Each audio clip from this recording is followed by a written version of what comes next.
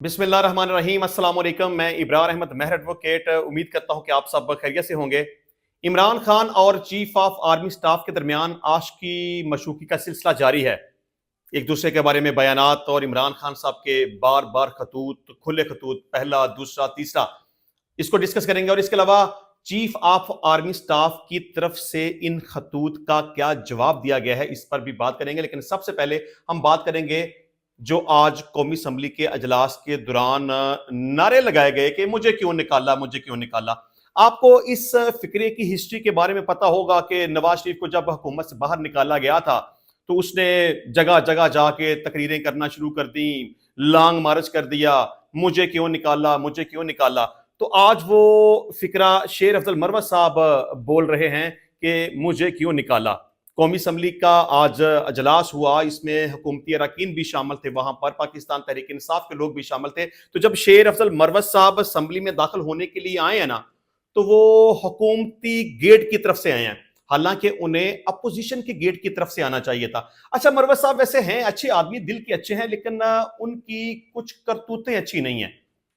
कुछ ऐसी हरकतें करते हैं कि जिसकी वजह से उन्हें कॉन्सिक्वेंसेस का सामना करना पड़ता है, उन्हें शो कास्ट नोटिस मिलता है, सिर्फ इस वजह से कि उन्हें अपनी जुबान के ऊपर कंट्रोल नहीं है और उन्हें अक्सर ये पता नहीं चलता कि कब किस वक्त क्या कहना चाहिए और क्या करना चाहिए। तो आज भी उन्होंने जो हरकत की है, देखें, अभी तो आपका ताल्लुक पाकिस्तान तहरीक इंसाफ के साथ है। बेशक इमरान खान साहब ने आपको पार्टी से निकालने का हुक्म दे दिया है, लेकिन बाकायदा तौर पर इसका नोटिफिकेशन जारी नहीं हुआ। और बैरिस्टर गौहर अली खान साहब कहते हैं कि मुझे इस हवाले से नहीं पता, और वो कोशिश कर रहे हैं कि आपको दोबारा से पार्टी में ले लें। और इमरान खान साहब को रिक्वेस्ट की जा रही है। अली मीन गंडापुर साहब ने भी कल अडयाला जेल में इमरान खान साहब से मुलाकात की है, उन्होंने भी रिक्वेस्ट की है कि खान साहब आपने जो फैसला किया है इस पर नजरसानी करें। तो अभी फिलहाल मैं समझता हूं कि शेर अफजल मरवत साहब के बारे में आल दो के इमरान खान साहब ये कह चुके हैं कि इनको पार्टी से बाहर निकाल दिया जाए और इनका नोटिफिकेशन जारी कर दिया जाए। लेकिन चूंकि अभी उनका नोटिफिकेशन जारी नहीं हुआ, वो अभी तक पाकिस्तान तहरीक इंसाफ में हैं, तो उन्हें चाहिए था कि जहां से अपोजिशन के लोग पार्लियामेंट के अंदर आए हैं, कौमी असम्बली के अंदर आए हैं, उन्हें भी उसी गेट से आना चाहिए था, उन्हें हुकूमती गेट से नहीं आना चाहिए था। और जैसे ही वो पार्लियामेंट के अंदर दाखिल हुए हैं तो हुकूमती अरकान की तरफ से बड़ा शोर शराबा किया गया, डेस्क बजाए गए, तालियां बजाई गई। तो मेरा ख्याल है कि उन्हें नहीं चाहिए था कि हुकूमती अरकान को इतना मौका देते। और जब उन्हें वेलकम किया गया या शोर मचाया गया या तालियां बजाई गई, तो स्पीकर अयाज सादक साहब ने कहा कि आप लोग इन्हें मरवा ना देना। चलें, बहरहाल एक तो बात यह है कि उन्हें अपनी पार्टी के लोगों के साथ आना चाहिए था और जो स्पेसिफिक गेट था उस गेट में से आना चाहिए था। और दूसरी बात यह है कि जब बातचीत का सिलसिला शुरू हुआ, उन्होंने खड़े होकर कहा कि मेरा तो अभी अपनी ही पार्टी से यह सवाल है कि मुझे क्यों निकाला। तो मेरा ख्याल है कि ये ऐसा वक्त नहीं था कि इतना ओपनली कौमी असम्बली के इजलास के दौरान उन्हें इस तरह का फिक्रा बोलने की जरूरत थी, क्योंकि उन्होंने जैसे ये बोला कि मुझे क्यों निकाला, तो इस पर तो शुगल मेला शुरू हो गया, कह कहे लगने शुरू हो गए, मजाक बनना शुरू हो गया। तो मेरा ख्याल है कि शेर अफजल मरवत साहब ने पाकिस्तान तहरीक इंसाफ का भी मजाक बनवाया और उन्होंने अपना मजाक भी बनवाया है। और उन्होंने तीसरी बड़ी गलती यह की कि हुकूमती ही अरकान से मुखातब होकर कहा कि आपको चाहिए कि आप मेरे लिए कोशिश करें कि मुझे पार्टी में दोबारा से वापस ले लिया जाए। मेरा ख्याल है कि यह बात भी करने की जरूरत नहीं थी। ये तो एक पार्टी का मामला था, एक घर का मामला था, आपस के मामला थे। पार्टी से निकाल दिया या शो कास्ट नोटिस दे दिया या कॉम्प्रोमाइज हो गया, पहले भी इस तरह के मामला होते रहे हैं। तो अब भी ज्यादा अमकान इसी बात का है कि उन्हें दोबारा से पार्टी में वापस ले लिया जाएगा। अभी तक कोई नोटिफिकेशन जारी नहीं किया गया, तो मेरा ख्याल है कि हुकूमती अरकान से इस तरह की मदद नहीं मांगनी चाहिए थी। तो जैसे ही शेर अफजल मरवत साहब ने इस तरह का फिक्रा बोला, तो वहां पे नारे लगने शुरू हो गए कि मरवत को क्यों निकाला, जालमो जवाब दो, मरवत को हिसाब दो। और हनीफ अब्बासी साहब ने भी ये कहा कि हम पूरी कोशिश करेंगे कि आपको पाकिस्तान तहरीक इंसाफ में वापस भिजवा सकें। तो मेरा ख्याल है कि शेर अफजल मरवत ने अपनी तौहीन करवाई है, इमरान खान की इंसल्ट करवाई है, पाकिस्तान तहरीक इंसाफ की इंसल्ट करवाई है। उन्होंने जो रवैया और कंडक्ट रखा, उन्हें वो रवैया अख्तियार नहीं करना चाहिए था। ये पार्टी का अंदरूनी मामला था اور یہ اندرونی معاملہ آپس میں مل بیٹھ کر ہی حل ہو جانا چاہیے تھا. انہیں قومی اسمبلی کے اجلاس کے دوران اس طرح کا رویہ نہیں رکھنا چاہیے تھا, حکومتی ارکان سے اس طرح کی مدد نہیں مانگنی چاہیے تھی, اس طرح کا نعرہ اور اس طرح کا سوال نہیں کرنا چاہیے تھا کہ مجھے کیوں نکالا. اور جس طرح سے ان کا مذاق اڑایا گیا, میں سمجھتا ہوں کہ انسلٹ کی گئی, کہے لگائے گئے, تالیاں بجائی گئیں, نعرے مارے گئے, تو یہ میرے نزدیک توہین ہے. میں سمجھتا ہوں کہ مروت صاحب کو ایسا نہیں کرنا چاہیے تھا. اب بات کریں گے عمران خان صاحب کی. اوپن خط, کھلا خط. پہلے ایک خط لکھ دیا چیف آف آرمی سٹاف کے نام پہ, دوسرا خط لکھ دیا, اور اب انہوں نے تیسرا خط لکھ دیا. میں سمجھتا ہوں کہ یہ کوئی عاشقی مشوقی والا سین چل رہا ہے کہ بار بار خطوط کا لکھنا, بار بار یہ کھلا خط لکھنا. اور دوسری طرف سے چیف آف آرمی سٹاف کا یہ کہنا ہے کہ جی عمران خان کا مجھے کوئی خط نہیں ملا, اگر مجھے خط مل بھی گیا وہ میں وزیر اعظم کو بھیج دوں گا اور میں اسے کھول کر بھی نہیں دیکھوں گا. اچھا, پہلی بات تو یہ ہے کہ اگر عمران خان صاحب کا کوئی خط چیف آف آرمی سٹاف کو مل جائے تو میرا خیال ہے کہ انہیں خود کھول کر دیکھنا چاہیے, کیونکہ یہ پرائیویسی ہوتی ہے, اسے وزیر اعظم کے پاس نہیں بھیجنا چاہیے. اور دوسری بات یہ ہے کہ عمران خان کا یہ کھلا خط ہے, اوپن لیٹر ہے سب کے لیے. یہ کوئی اسپیسیفک نہیں ہے کہ انہوں نے جیل کے اندر بیٹھ کر ایک پیپر پکڑا, پینسل پکڑی, وہاں بیٹھ کر انہوں نے خط لکھنا شروع کر دیا اور ایک پراپر طریقے سے اس کو پوسٹ کیا اور وہ چیف آف آرمی سٹاف تک پہنچ گیا. ایسا بالکل بھی نہیں ہے. عمران خان صاحب کے پاس نہ کوئی پیپر ہے, نہ کوئی پینسل ہے, اور جیل کا ایک اصول ہوتا ہے کہ جب بھی کوئی خط لکھا جاتا ہے وہ پہلے جیل انتظامیہ کے پاس آتا ہے, اسے پڑھا جاتا ہے, آبزرو کیا جاتا ہے, اس کے بعد اسے پوسٹ کیا جاتا ہے. یہ ویسے ہی طریقہ ہے. اگر کوئی خط بیچنے والا خط بھیجے گا تو بھی جیل انتظامیہ اسے پڑھے گی, اور اگر کوئی باہر سے خط آتا ہے تو تب بھی اسے دیکھا جائے گا, پڑھا جائے گا, اور اس کے بعد جو بھی ملزم ہے یا مجرم ہے اس کے حوالے کیا جائے گا. تو عمران خان صاحب کا چونکہ یہ کھلا خط تھا, یہ پورے پاکستان کو بلکہ پوری دنیا کو پتا چل گیا کہ عمران خان نے چیف آف آرمی سٹاف کے نام پہ خط لکھا ہے. تو میرا خیال ہے کہ چیف آف آرمی سٹاف کا یہ کہنا کہ میرے پاس کوئی خط نہیں آیا, مجھے کوئی خط نہیں ملا, کوئی ملا بھی تو میں وزیر اعظم کے پاس بھجوا دوں گا وغیرہ وغیرہ, تو چیف آف آرمی سٹاف کو کبھی بھی ریٹن فارم میں کوئی خط نہیں ملے گا, کیونکہ باقاعدہ طور پر کوئی خط لکھا ہی نہیں گیا. اور جو خطوط ابھی سامنے آ رہے ہیں وہ تو عمران خان کے آفیشیل ایکس اکاؤنٹ کے ذریعے سے آ رہے ہیں, باقاعدہ طور پر تو کوئی خط نہیں لکھا گیا. تو میں سمجھتا ہوں کہ عمران خان صاحب کو بھی یہ جو بچپنا ہے اس سے باہر نکلنا چاہیے. کبھی کچھ گلے کرتے ہیں, کبھی کچھ شکایتیں کرتے ہیں, کبھی انہیں کچھ نصیحتیں کرتے ہیں, کبھی کہتے ہیں کہ عوام اور فوج کے درمیان بڑی خلیج پیدا ہو چکی ہے, آپ کا کنڈکٹ ٹھیک نہیں ہے, آپ 8 فروری کے بھی مجرم ہیں, آپ 9 مئی کے بھی مجرم ہیں, آپ 26 نومبر کے بھی مجرم ہیں, آپ نے یہ غلط کر دیا, آپ نے وہ غلط کر دیا, عوام آپ سے دور ہو رہی ہے, عوام آپ سے نفرت کر رہی ہے, آپ کو سیاست میں مداخلت نہیں کرنی چاہیے وغیرہ وغیرہ وغیرہ. میرا خیال ہے کہ عمران خان صاحب کے اگر ہم تینوں خطوط کو سامنے رکھیں تو آلموسٹ ایک ہی طرح کی سٹوری ملتی ہے. تو میرا خیال ہے کہ یہ تھوڑا سا بچپنے سے باہر نکلنے, عاشقی مشوقی کا یہ جو طریقہ عمران خان صاحب اپنا رہے ہیں اس سے بھی تھوڑا سا باہر نکلیں. آپ نے اگر خط لکھنا تھا, پہلی بات تو یہ ہے کہ وہ لکھنا اتنا ضروری نہیں تھا. آپ جو نصیحتیں انہیں کر رہے ہیں, کیا آپ نے وہ مفادات حاصل نہیں کیے؟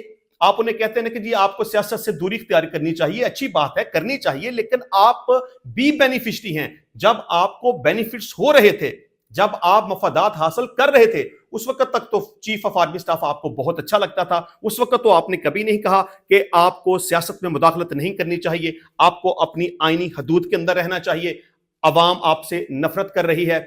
تو جب آپ بینیفشری تھے اس وقت آپ اس طرح کی باتیں نہیں کرتے تھے. اب چونکہ آپ جیل کے اندر موجود ہیں اور آپ بار بار چیف آف آرمی سٹاف کو خط لکھ رہے ہیں, اگر آپ کا کوئی گریوینس ہے یا آپ کے جو بھی معاملات ہیں وہ تو عدالتوں کے پاس ہیں. میرا خیال ہے کہ چیف آف آرمی سٹاف کو خط لکھنا آپ کا بنتا ہی نہیں.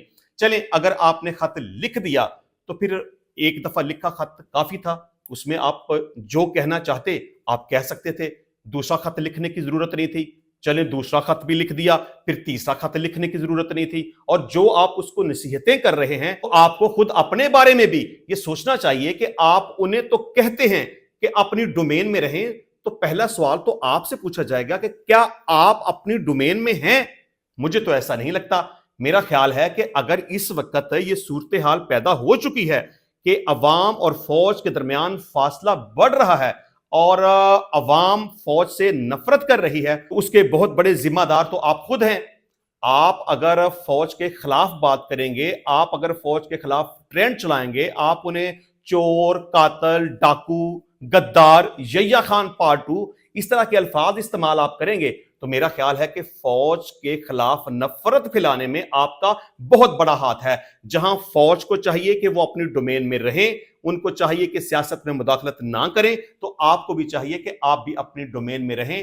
آپ کو بھی اس طرح کی باتیں نہیں کرنی چاہیے کہ جس سے عوام فوج کے خلاف ہو جائے یا فوج سے نفرت کرنا شروع کر دے۔ جہاں پر چیف آف آرمی سٹاف کا کنڈکٹ ٹھیک نہیں ہے، وہاں پر عمران خان صاحب آپ کا بھی کنڈکٹ ٹھیک نہیں ہے۔ آپ کو چیف آف آرمی سٹاف اس وقت بہت اچھا لگتا تھا جب وہ آپ کے ساتھ تھا، جب چیف آف آرمی سٹاف نے آپ کو سپورٹ کیا، جب آپ کی حکومت بنائی گئی، اور اب وہ آپ کو برا لگتا ہے کیونکہ وہ آپ کی فیور میں نہیں ہے۔ تو بہرحال چیف آف آرمی سٹاف کا کنڈکٹ بھی صحیح ہونا چاہیے، سیاست میں مداخلت نہیں کرنی چاہیے، اور آپ کا بھی خان صاحب کنڈکٹ ٹھیک ہونا چاہیے۔ آپ کو بھی فوج کے خلاف دوری پھیلانے میں یا نفرت پھیلانے میں اپنا کردار ادا نہیں کرنا چاہیے۔ اچھا جی، عمران خان صاحب نے اپنے ایکس اکاؤنٹ پر ایک پوسٹ لگائی۔ آپ کو پتا ہے کہ خان صاحب تو جیل کے اندر موجود ہیں، اور جتنے بھی خطوط ان کی طرف سے لکھے جا رہے ہیں وہ بیسیکلی کوئی اور بندہ ان خطوط کو لکھ رہا ہے۔ مسئلہ یہ ہے کہ خان صاحب کا اکاؤنٹ ہے، وہ پاکستان میں اکاؤنٹ موجود نہیں ہے۔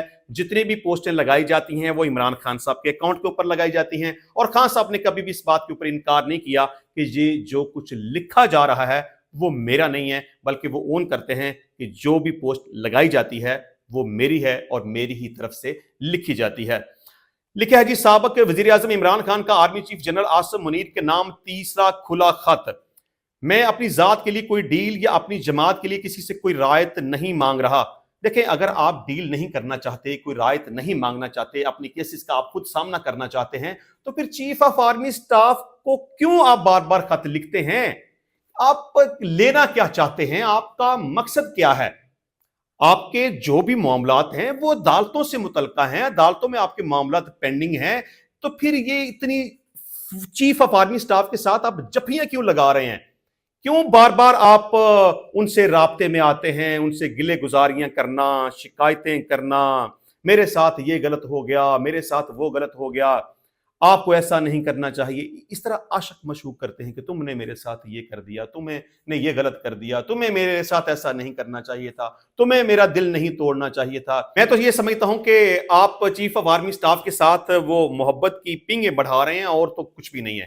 ہو سکتا ہے کہ یہ رابطہ کرنے کا ایک طریقہ ہو کہ بار بار ان کے نام ایک کھلا خط لکھا جائے، تاکہ شاید آپ کو کوئی ریلیف مل سکے، آپ کے ساتھ کوئی معاملات چل سکیں، آپ کے ساتھ کوئی ڈیل ہو سکے، کچھ بھی ہو سکتا ہے۔ اچھا جی، بطور سابق وزیر اعظم اور محب وطن پاکستانی، مجھے صرف اپنی فوج کی ساکھ کی بحالی اور وطن عزیز کا مفاد مقصود ہے۔ اس امر کے باوجود کہ فوج دہشت گردی کے خلاف جنگ لڑ رہی ہے اور روزانہ شہادتیں ہو رہی ہیں، اسٹیبلشمنٹ کی پالیسیوں کے باعث عوام اور فوج کے درمیان ہم آہنگی نہیں ہے۔ میں آئی ایس پی آر سے کہتا ہوں کہ جھوٹا بیانیہ نہ دیا کریں۔ بار بار یہ کہنا کہ فوج سیاست میں مداخلت نہیں کرتی قوم کی عقل کی توہین ہے۔ سوشل میڈیا کے اس دور میں کوئی چیز نہیں چھپ سکتی۔ ملک کا بچہ بچہ واقف ہے کہ آرمی چیف ہی اس ملک کا نظام چلاتے ہیں۔ انتخابات میں داندلی ہو یا اراکین پارلیمنٹ کی خرید و فروخت، عدلیہ کی تباہی ہو یا عوامی رائے دہی پر قدغن کے کالے قانون، نہ صرف ہماری باشعور قوم بلکہ عالمی برادری کو بھی معلوم ہے کہ اس کے پیچھے کون سے نامعلوم ہاتھ کار فرما ہیں۔ لہٰذا میری ان سے گزارش ہے کہ غلط بیانی سے گریز کیا کریں، کیونکہ یہ صرف من حیث الادارہ فوج کی بدنامی کا سبب بنتی ہے۔ میں 5 نکات پر روشنی ڈالوں گا جس کی وجہ سے پاکستان آج تباہی کے دہانے پر کھڑا ہے۔ نمبر 1، داندلی زدہ انتخابات کے ذریعے قوم کی جانب سے مسترد شدہ چہروں کو ملک پر مسلط کرنا۔ اسٹیبلشمنٹ کی اس پالیسی کی وجہ سے ملک کا شدید نقصان ہو رہا ہے۔ ابھی چند سال قبل تک جن کی سرے محل اور مے فیئر فلیٹس جیسی بے شمار کرپشن کی داستانیں قوم کو سنائی جا رہی تھیں، انہی کے لیے پوری ریاستی مشینری اور ایجنسیز کو استعمال کر کے نہ صرف قبل از انتخابات بدترین دھاندلی کی گئی، بلکہ پولنگ ڈے اور اس کے بعد بھی تاریخ کا سب سے بڑا ڈاکہ ڈالا گیا اور ان کو قوم پر مسلط کر دیا گیا۔ یہ بیانیہ بنانے کی کوشش کی جاتی ہے کہ شریف خاندان اور زرداری پر کیسز سیاسی نوعیت کے تھے، حالانکہ حقیقت یہ ہے کہ ہمارے دور میں نیب کے کوئی کیسز نہیں بنائے گئے۔ انٹیلیجنس ایجنسیوں نے ان کی کرپشن کے ثبوت اکٹھے کیے۔ جنرل احتشام ضمیر اور فاروق لغاری نے ان کے اربوں روپے کرپشن اور منی لانڈرنگ کے ڈوزیر دیے تھے۔ کہ یہ لوگ کتنے کرپٹ ہیں. نیب تو ہمارے کنٹرول میں بھی نہیں تھا. جنرل باجوہ نیب کو کنٹرول کرتا تھا اور ان کے خلاف تمام کیسز ہمارے دور سے پہلے بنائے گئے. ہمارے دور میں صرف شہباز شریف کے خلاف مخصوص چپڑاسی والا رمضان شوگر مل کیس بنا. اس کیس کو بھی بند کر دیا گیا تھا. قوم نے دیکھا کہ انہی نیب زدہ چہروں کو ڈیل کی ڈرائی کلین مشین سے گزار کر دوبارہ پاکستان پر مسلط کر دیا گیا. نیب ترامیم کے ذریعے NRO دینے کے اس عمل سے ملکی معیشت کو 1100 ارب روپے کا نقصان ہوا. اس فراڈ کے تانے بانے ملائیں تو تمام کٹ پتلیوں کی ڈوریاں ایک ہی ہاتھ کی طرف جاتی ہیں اور اس کا سارا نزلہ فوج پر گر رہا ہے. نمبر 2، جمہوریت کا خاتمہ. جمہوریت اخلاقیات پر چلتی ہے. حکومت کے پاس اخلاقی قوت ہو تو ہی جمہوریت چل سکتی ہے. 30 سال لگا کر پاکستان میں رفتہ رفتہ جمہوریت کی کچھ بحالی ہوئی تھی. عدلیہ مسلسل جدوجہد سے خود مختار ہوئی تھی اور میڈیا کچھ آزاد ہوا تھا اور ملک بہتری کی طرف جا رہا تھا. لیکن پہلے سازش سے ہماری حکومت کو ہٹایا گیا، پھر نہ صرف ایک جعلی حکومت کو مسلط کیا گیا بلکہ ان کو دوبارہ ملک پر مسلط کرنے کے لیے آئین توڑا گیا. انتخابات ملتوی کیے گئے. الیکشن سے پہلے ہر حربہ آزمایا گیا. قاضی فائد عیسیٰ کے ذریعے ہمارا نشان چھینا گیا. ہمارے ترجیحی امیدواروں کو میدان سے ہٹوایا گیا، حتیٰ کہ الیکشن کمپین تک نہیں کرنے دی گئی. یہ سب کرنے کے باوجود جب الیکشن میں پاکستانی عوام نے ہمیں 2/3 سے بھی زیادہ نشستوں پر کامیاب کیا تو فارم 47 کے ذریعے رزلٹ تبدیل کر کے صرف 17 سیٹیں جیتنے والی پارٹی کو ملک پر مسلط کر دیا. اور اس انتخابی فراڈ کو چھپائے رکھنے کے لیے اور تحریک انصاف کو کچلنے کی کوشش میں جمہوریت کو مکمل طور پر پاؤں تلے رون دیا گیا. الیکشن آڈٹ کے خود مختار ادارے پتن کی رپورٹ اس سلسلے میں سب کی آنکھیں کھولنے کے لیے کافی ہے کہ کیسے اس ملک میں جمہوریت کا نقصان کر کے دھاندلی کے 64 نئے طریقے اپنائے گئے. میڈیا پر بدترین قدغنیں لگا کر اور انسانی حقوق کو پامال کر کے جمہوریت کے تمام ستونوں کو برباد کر دیا گیا ہے. لوگوں کو ان کے نمائندگان چننے کا حق نہیں ہے. الغرض جمہوریت کے تمام بنیادی ستون بشمول خود مختار عدلیہ، حق آزادی رائے، آزاد میڈیا اور انسانی حقوق ختم کر دیے گئے ہیں. ان سب کے پیچھے بنیادی طور پر تحریک انصاف کو کچلنے اور الیکشن ڈاکے پر پردہ ڈالنے کی کبھی کوشش کار فرما ہے. نمبر 3، ترجیحات کی غلط سمت. ساری دنیا آگے کی جانب سفر کرتی ہے مگر ہم مخالف سمت میں گامزن ہیں. پاکستان کو بنیادی ڈھانچے میں اصلاحات کی ضرورت ہے جس میں اداروں کی مضبوطی، قانون کی حکمرانی، اقتصادی ترقی، آمدن میں اضافہ، اخراجات میں کمی، بڑھتی آبادی کے ساتھ روزگار کے مواقع پیدا کرنا، سماجی تحفظ، امن و امان اور ملک میں نئی سرمایہ کاری لانا شامل ہیں. اداروں کی مضبوطی میں ہی ملک کی ترقی کا راز پوشیدہ ہے. یہ مشکل ہے اور صرف وہی حکومت کر سکتی ہے جس کے پاس عوامی مینڈیٹ ہو اور جس کے پاس اخلاقی طاقت ہو. اصلاحات کرنا NRO اور جال سازی سے اقتدار لینے والوں کے بس کی بات نہیں ہے. یہاں جعلی پارلیمنٹ ہے، جعلی MNAs ہیں، جعلی وزیر اور جعلی صدر ہے. ان کا ایجنڈا صرف خوف و ہراس پھیلا کر اپنے تسلط کو برقرار رکھنا ہے. ملک میں استحکام تب آتا ہے جب قانون کی حکمرانی ہو اور جمہور کو آزادی حاصل ہو. یہاں تو 21ویں صدی میں یہ حال ہے کہ انٹرنیٹ تک بندش کا شکار ہے. IT کے اس دور میں لوگ نہ صرف تعلیمی، سماجی بلکہ معاشی طور پر بھی انٹرنیٹ پر منحصر ہیں. اس کے منقطع ہو جانے سے پہلے سے ہی تباہی کے دہانے پر کھڑی معیشت کو مزید زد پہنچ رہی ہے. ورلڈ جسٹس پروجیکٹ کے رول آف لا انڈیکس میں ہم 26ویں ترمیم کے بعد صرف گنتی کے چند ممالک سے آگے ہیں. دی اکانومسٹ کے انٹیلیجنس یونٹ کے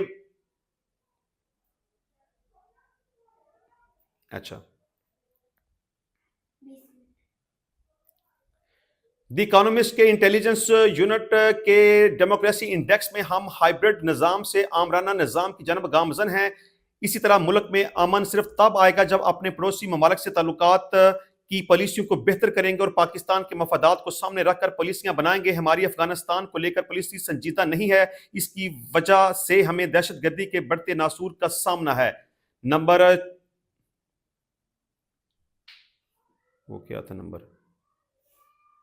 3، یہ نمبر ہے 4.